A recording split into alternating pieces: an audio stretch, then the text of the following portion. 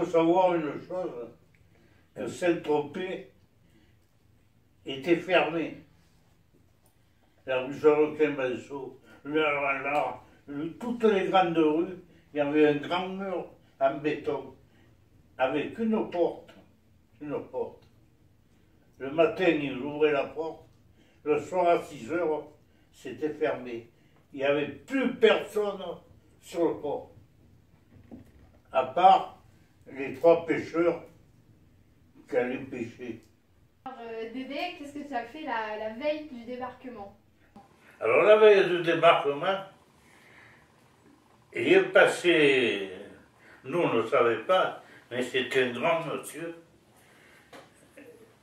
il est passé dans Saint-Tropez, évacuer Saint-Tropez, évacuer Saint-Tropez. Il y a le débarquement, il y a le débarquement, il y a le débarquement. On évacue Saint-Tropez. Alors il y en a qui allaient à la citadelle, l'autre qui allait. Mais c'est pas là qu'il faut. Éloignez-vous de Saint-Tropez.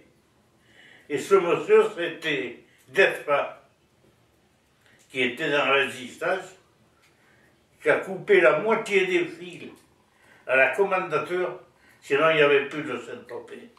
Tout le port était miné. Tout le port.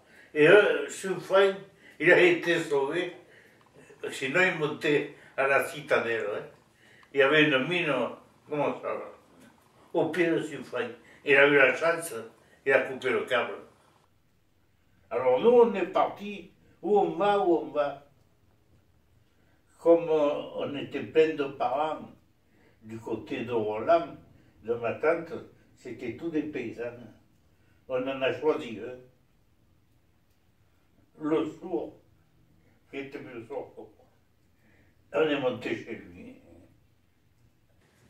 Et là, mais, le débarquement, dans la nuit, les avions, ils n'ont pas arrêté de bombarder, de bombarder.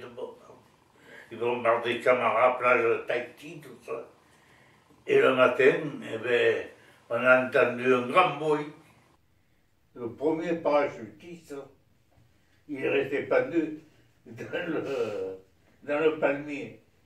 Alors on voyait, ils avaient des fausses cartes, c'est après qu'on a su, des lumières, ça brille, qui se balançaient, tu vois. Alors l'autre, la César, l'oncle, de deux, c'était des sauvages, tu sais. Donne-moi la main. Alors moi j'avais 10 ans, hein. Et je les avais comme ça, on a pris l'échelle, on est allé le décrocher, et qu'est-ce que tu dis? À Provençal, je dis, mais qu'elle dit, qu'elle parle? Je ne comprenais pas, c'est un Américain. Et il parlait un peu l'italien. Il demandait le mu. Tous les parachutistes qui sont tombés à Saint-Maxime, à Sainte-Anne, ils demandaient le mu. Ils ont fait un écart de langage des parachutistes.